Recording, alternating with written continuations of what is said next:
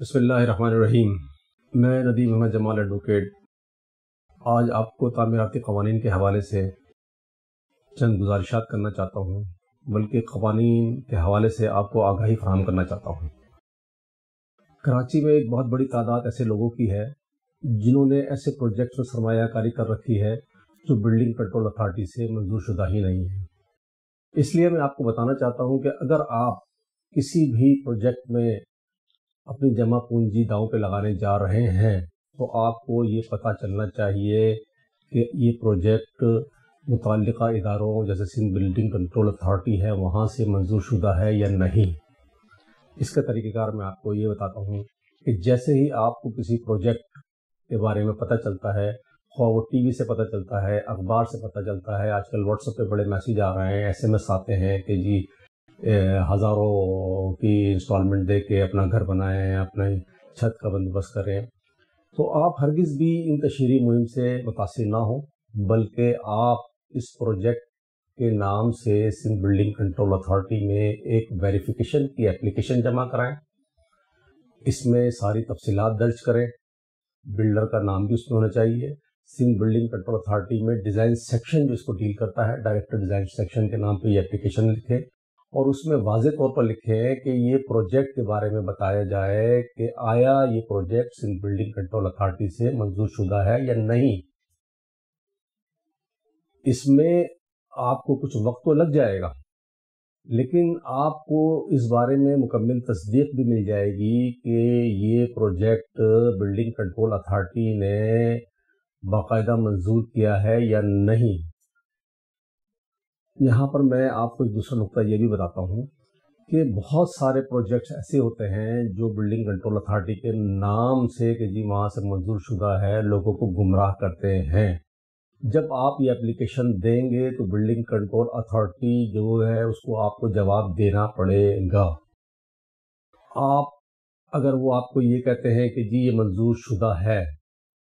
تو پھر میں آپ کو دوسرا طریقہ کار بتاتا ہوں کہ آپ نے دوسرا کیا کرنا ہے، لیکن پہلے میں اس موضوع پر بات کروں گا کہ اگر بلڈنگ کنٹرول اتھارٹی ایسے پروجیکٹ کو ڈسون کرتی ہے اور باقاعدہ کہتی ہے کہ ہمارے پاس اس کی منظوری نہیں لی گئی ہے، میں یہ آپ کو ایک ایڈوائز ضرور کرنا چاہوں گا کہ ایسی صورت میں آپ نے سوشل میڈیا پر ایسے پروجیکٹس کو بے نقاب کرنا ہے، باقاعدہ یہ بتانا ہے کہ میں اس پروجیکٹ میں بکنگ کرانے چاہتا تھا لیکن میں نے اس کی تصدیق کے لیے جب بلڈنگ کنٹرول اتھارٹی سے رابطہ کیا انہوں نے انکار کر دیا کہ یہ پروجیکٹ ہمارے ادارے سے منظور شدہ نہیں ہے۔ اس لیے میں تمام لوگوں کو اس بارے میں متنبہ کرنا چاہتا ہوں کہ وہ ایسے پروجیکٹ میں ہرگز بھی سرمایہ کاری نہ کریں۔ آپ کی یہ ایک چھوٹی سی کوشش بہت سارے لوگوں کو اویئرنیس کی مہم دے گی۔ وہ لوگ جو ایسے پروجیکٹ میں سرمایہ کرنے جا رہے ہیں یا کرا چکے ہیں وہ فوری طور پر اویئر ہو جائیں گے، اور ان کی یہ اویئرنیس دراصل آپ کی اس کوشش کی مرہون منت ہوگی جو آپ نے تھوڑی سی تکلیف اٹھا کے بلڈنگ کنٹرول اتھارٹی سے اس کی ویریفیکیشن لینے میں صرف کی ہے۔ بحیثیت ایک شہری یہ ہم لوگوں کا ایک فرض بنتا ہے کہ ہم قانونی یا غیر قانونی تمام چیزوں کے بارے میں ایک دوسرے کو اپڈیٹ کریں۔ جو چیز غیر قانونی ہو رہی ہے اس پر آواز اٹھانا بہت ضروری ہے۔ یہاں یہ معاملہ ختم کر کے میں اب اس طرف آتا ہوں کہ اگر بلڈنگ کنٹرول اتھارٹی یہ کہتی ہے کہ یہ پروجیکٹ منظور ہے تو ایسی صورت میں آپ نے ان سے بلڈنگ کنٹرول اتھارٹی سے یہ معلومات بھی لینی ہے کہ اس بلڈر نے کس ریٹ کی منظوری لی ہے ایز اے یونٹ کی۔ سندھ بلڈنگ کنٹرول اتھارٹی کے دو قوانین ہیں۔ ایک قانون ہے Karachi building and town planning regulation 2002، دوسرا قانون ہے SBCO 1979۔ اس کے تحت یہ اتھارٹی کام کرتی ہے۔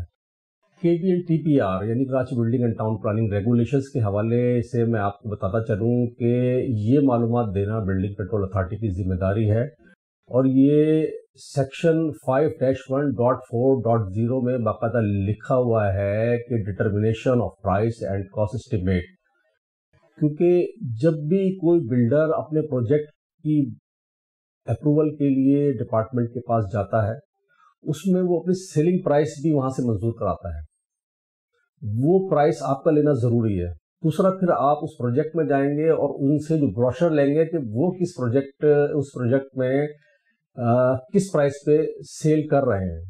عموماً ہوتا یہ ہے کہ بلڈرز وہاں پر ان کو کم پرائس ملتی ہے اور بیچتے جو ہے وہ زیادہ پرائس کا ہے۔ اگر آپ دیکھتے ہیں کہ بلڈر جو ہے وہ کافی زیادہ گیپ پرائس کے ساتھ جو ہے مال فروخت کر رہا ہے، تو ایسی صورت میں بھی آپ بلڈنگ کنٹرول اتھارٹی میں جائیں اور اس کی کمپلین کریں کہ دیکھیں جی اس کو سیلنگ پرائس یہ ہوئی ہے، جبکہ وہ اس قیمت پر فروخت کر رہا ہے۔ لیکن اگر فرض کیا کہ سیلنگ اپروو پرائس اور بلڈر کی جو پروپوز پرائس ہے اس میں زیادہ فرق نہیں ہے اور آپ ایسے پروجیکٹ میں بکنگ کرانے کے لیے جا رہے ہیں، تو پھر اب دوسرا مرحلہ جو آتا ہے یہ بہت اہم ہے۔ آپ ڈائریکٹلی بکنگ نہ کرائیں، بلکہ سندھ بلڈنگ کنٹرول اتھارٹی نے ایک ایگریمنٹ وضع کیا ہے اس حوالے سے، جو سندھ بلڈنگ کنٹرول اتھارٹی کی ویب سائٹ پر بھی آپ کو مل سکتا ہے۔ آپ کو گوگل پہ سرچ کریں تو وہاں پر بھی یہ آپ کو ایگریمنٹ مل جائے گا۔ یہ ایگریمنٹ جو ہے آپ کا بلڈر سے کرنا ضروری ہے اور یہ بھی قانون کا حصہ ہے۔ وہ کلاس بھی میں آپ کو بتا دیتا ہوں، وہ سیکشن ہے 5-1.10، جس میں بلڈنگ کنٹرول اتھارٹی نے یہ کہا ہے کہ agreement between builders and allottees, یہ اس میں باقاعدہ صاف طور پر کہہ دیا گیا ہے کہ اس میں آپ نے بھی سائن کرنا ہے، بلڈر نے بھی سائن کرنا ہے، 15 دن کے اندر آپ نے اس کی کاپی بعد میں جمع کرا کے ان کے نمائندے کے بھی سائن لینے ہیں۔ اگر آپ نے یہ قانونی کارروائی نہیں کی تو کسی بھی ممکنہ متوقع ڈسپیوٹ کی صورت میں بلڈنگ کنٹرول اتھارٹی اس ڈسپیوٹ میں پارٹی نہیں بنے گی۔ اس لیے اگر آپ اپنے آپ کو سیکیور کرنا چاہتے ہیں تو اپنی انویسٹمنٹ کو سب سے پہلے سیکیور کریں،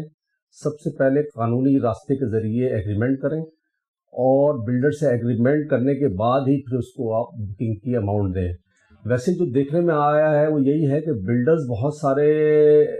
ان معاملات میں اوائڈ کرتے ہیں۔ اگر وہ اس ایگریمنٹ سے اوائڈ کر رہا ہے تو اس کا مطلب یہ ہے کہ اس کے دل میں بدنیتی ہے،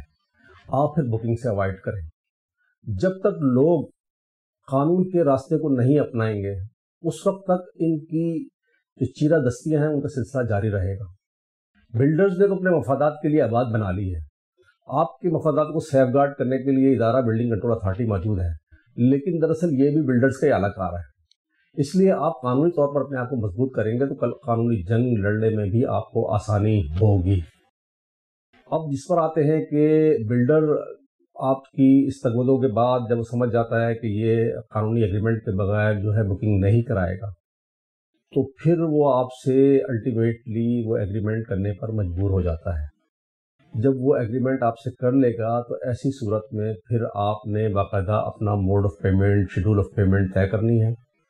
اور اپنی بکنگ کرا لینی ہے۔ یہ جو طریقہ کار میں نے آپ کو بتایا ہے، اس طریقہ کار کو اگر آپ اڈاپٹ کریں گے تو آپ یقیناً اپنی سرمایہ کاری کو بھی محفوظ رکھ سکیں گے اور آپ دراصل دوسروں کو بھی اس بات کا میسج دیں گے کہ آپ اپنی کمائی کو کس طریقے سے محفوظ کر سکتے ہیں۔ یہ ہم سب کے لیے ضروری ہے کہ ہم کراچی میں جو بلڈرز مافیا کی مہم چل رہی ہے اس مہم میں آپ قانون کا راستہ اختیار کریں اور قانون کے مطابق ہی اپنے پروجیکٹ میں جو بھی آپ کا مجوزہ پروجیکٹ ہے اس میں بکنگ کرائیں۔ انشاءاللہ اب نیکسٹ پروگرام میں آپ کو اب بکنگ کے بعد جو مشکلات و مراحل پیش آتے ہیں وہ تفصیل سے بتاؤں گا۔